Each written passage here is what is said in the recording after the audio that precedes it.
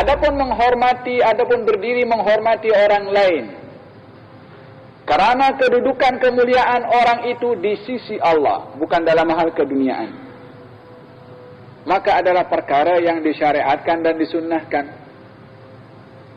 Seperti mana suruhan Rasulullah kepada sahabat untuk berdiri kerana Sa'ad bin Mu'adz, sebab kedudukannya yang mulia di sisi Allah Subhanahu wa ta'ala, Nabi suruh sahabat berdiri karena menghormati kepada orang yang mulia. Tapi kemuliaannya di sisi Allah. Ianya berbeza dengan menghormati berdiri kerana keduniaan seseorang atau nakkan kepentingan daripada orang dalam bentuk material.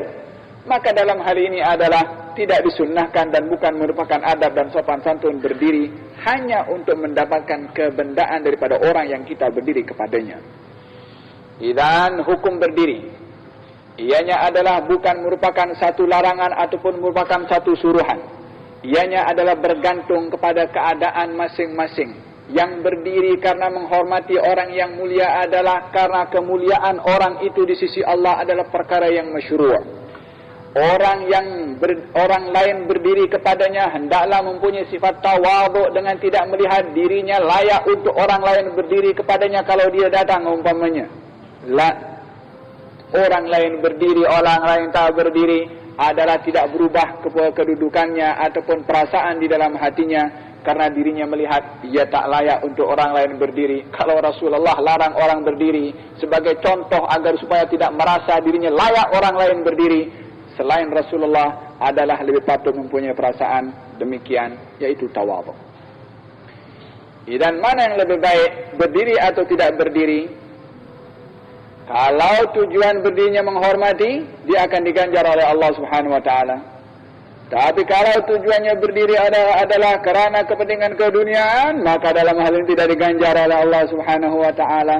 Niatnya itu yang menjadi matlamat nilai ibadah di sisi Allah Subhanahu wa ta'ala.